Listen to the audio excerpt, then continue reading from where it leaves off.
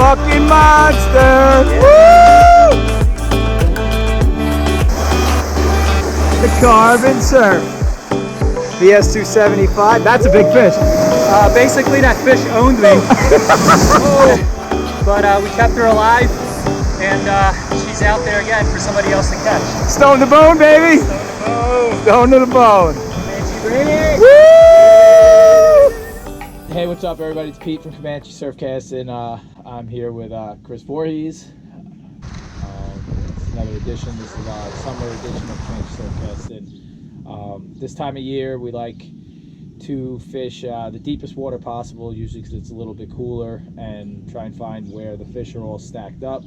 And we find that fishing soft plastics is super effective on these big fish. It's we were talking about last night how nice it was not to have treble hooks. Yeah. To just be able to release the fish really quickly. So Chris is going to go into how he rigs his soft plastics and why he does it. First of all, I'll talk about the jigs that I like to use, and I like these Magic Tail bullet jigs. I like them for a couple of reasons. One, mostly it's the hook. This is a really strong forged hook. It's a short shank, so the fish doesn't get leverage on it, doesn't bend it. I have a cheaper hook here to show you. I mean, even I can bend this just with my hand, and a bass is, especially when you're catching multiple fish, it can compromise this hook. And the other thing I like about this jig head is the head itself. The shape of it casts really well, and it also sinks really fast.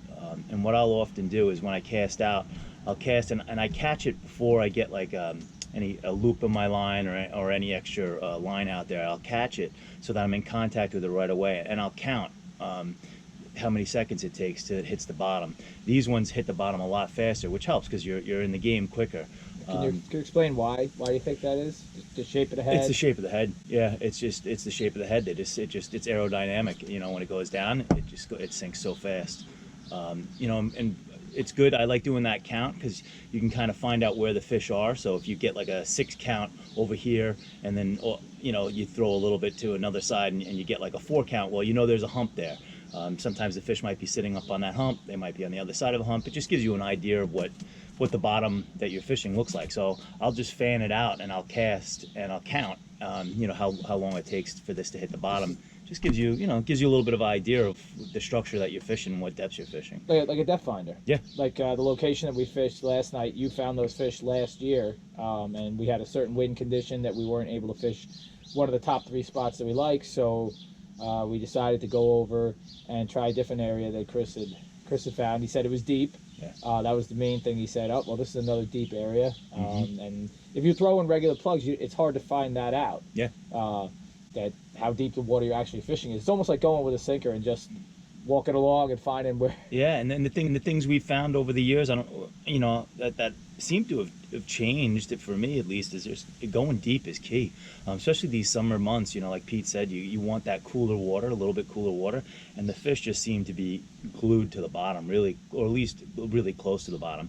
And the good thing about these as well is that you can work it to the bottom, or like what Pete was showing me last night, is that the fish were about 2 feet, 3 feet up off the bottom. And all you have to do is just, speed up your retrieve a little bit. You want to talk about the eye hole on the kill shot also, which is another key advantage. Yeah, that's the other thing. If you look at this eye compared to this eye, getting your clip in here, it's just seamless, and it doesn't like bind up in it, so you still have really good action. It's working freely. It's amazing the little differences that that a jig head makes. I mean, when you're switching, from different weights and stuff like that, it's just you don't have to put your light on. It's a big giant eye hole, and you could just feel it, feel your clip, and you can put it right through. Something else I do on my jig heads is, I have an engraver at home, so I'll actually engrave the weight on the actual jig head. So again, when I'm going through things, I can distinguish between 2.5 to 1.5 2 ounces. So I'll just engrave like a little 2 on that. As far as the jig head goes, I really don't care about color. It's mostly about action. So I usually just buy the unfinished ones, the unpainted ones, because they're a little bit cheaper. And and for us poor people, unlike Chris, that don't have engravers at home, You could do any sort of tricks. Like at bucktails, I used to white heads. Or, Yeah, you could scrape something in yeah, there with a nail. and- You know, I just happened to have an engraver, so one day I was sitting there, you know, on my bucktails, I used to, with like a little Sharpie, I would write, you know, how much they weigh. That's just a little thing that I like to do. And here you could see, you know, this got good use last night. The other thing that I like about the short shank on these hooks is that, you know, when the hook sets further back over here, you've limited your action of your soft plastic a little bit, you know. But when it's up here, you know, you get a lot more action. And what I like about these mega shads is, one, when you twitch them or you jig them, they seem to dart, and they've got like almost like a keel on them, the action of them. They just swim really well. And the other thing is, you'll notice even on a steady retrieve, this tail, it just goes nuts like that when you're reeling it in. So I think between the darting action of it and that, it just drives the fish crazy. It's good to look at it in clear water too, to get an idea what each plastic's doing, because I remember saying, why would a fish eat this thing? And then one day I'm just pulling it through the water and it's swimming and it's doing without even moving it. I'm like, oh well. Now I know fish are gonna and eat each that. of them, you know, they all have their place, you know, between sluggos, the hoagies, and these, you know, those are probably the three that we tend to use the most. And What do you find the differences between the different soft plastics? Well, I like them. I mean, really, I used to fish the hoagies. I really like the hoagies because they just have like crazy action, and they're fairly durable. So I used to just religiously fish those. Now, like the last couple seasons, I really fish these mostly. I know Pete likes the sluggos, which I think they're just a little bit more streamlined, a little bit of a slimmer bait. So these are good for like, you know, anywhere from sand eels to a peanut bunker to whatever else might be in there. And this has just got a little bit more of like an eel-like look to it, or a sand eel look. And I like that because it casts. Yeah, that's the main reason that I carry a little bit each.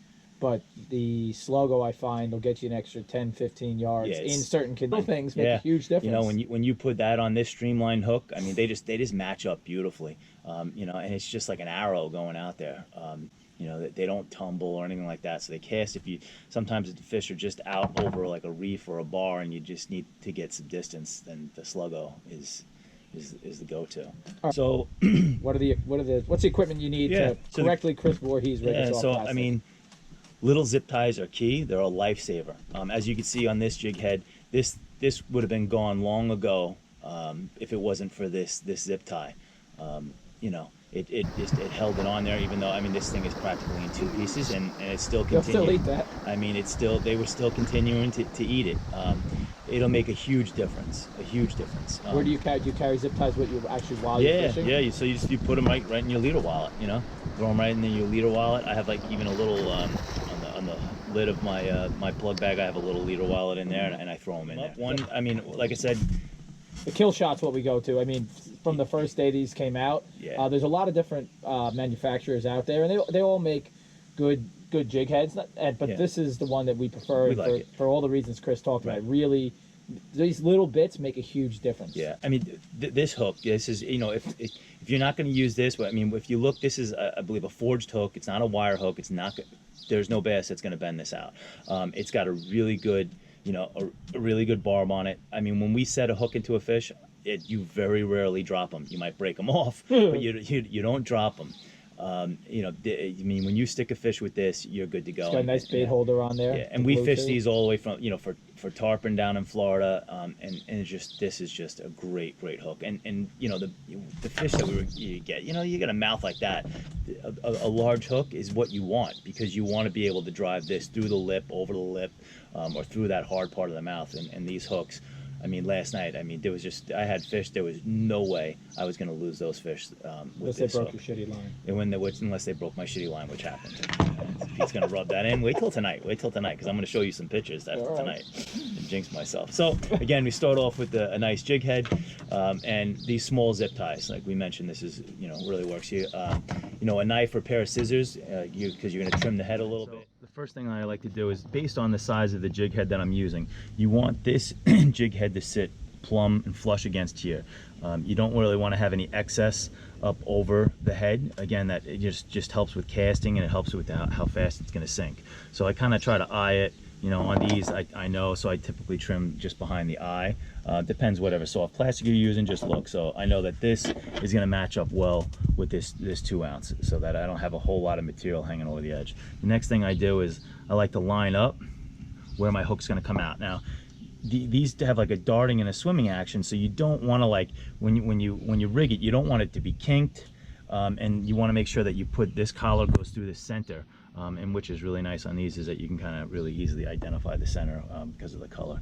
All right, so you don't want to put it too high, you don't want to put it too low, you don't want to put it off to one side, because if you kink it a little bit, and it'll look like that, you'll compromise how it swims. Okay, you'll still catch fish probably, but so the first thing, I like to measure it up.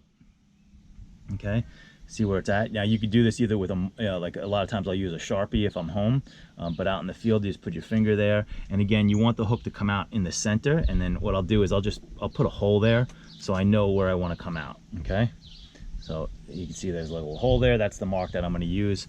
Okay, line that back up just to double check, and you can see that that's exactly where that's going to come out. All right, again, go down the center. Okay, and you'll just feed that hook, and you come out right at your hole. Ah, bingo. Now, the next thing I like to do too, if I'm at home, I'll wear gloves so that I don't get the super glue. And then at this point, I'll put a little super glue on the collar. You don't want to put the super glue on the collar beforehand, because you're going to be handling this and you're going to have glue all over your hands. So you get to that stage, come with a little super glue. It really, it doesn't take a lot, you know, and the less you use, the less messy it gets, you know. Okay, and then you just push that on there, and beautiful, you know. It's nice, and you know, you come back, you look at it, because sometimes you mess up even when you're threading the hook through. You go off to one side, act the other side, and this can kind of like buckle. But if we look at this, it's nice and straight and perfect. Okay, all right, now that alone you would be good, but like I mentioned, you use those zip ties and you'll catch, you know, you can catch 20 bass with the zip tie, versus sometimes one bass will literally rip this, you know, so this pulls all the way out here. So we come over with the zip tie. I like to keep this end up here. This way, I mean, you're already going to catch, if there's weed around, you're going to catch the weed on your hook and everything else, and you just don't mess up on that bottom. You don't have to pull it really tight, because you don't want to, like, again, you don't want to kink it, you don't want to affect it. So what this is going to do is, now when that fish pulls there, it can't pull down on this soft plastic. Okay, and you can just come and, you know, you can trim that off. All right, and that's all it takes. Voila! You know, and as it gets, if it starts to get pulled apart, you know, you can push. And you can, you know, make it a little tighter. You can add another one. Sometimes if the glue doesn't hold, it'll pull from the collar. You can throw a zip tie there. You can throw one in the middle. You know, these have really nice, you know, this holds the bait on there really well. Okay. All right. Thank you very much, Chris. Yeah. Good luck. These are underutilized. I know a lot of guys who know, they know, but it took me a while. It took me a few years to really become a firm believer of the mega shads and these kill shot jig heads. It's just, they're just a deadly combo. Really work. Right, good luck, guys.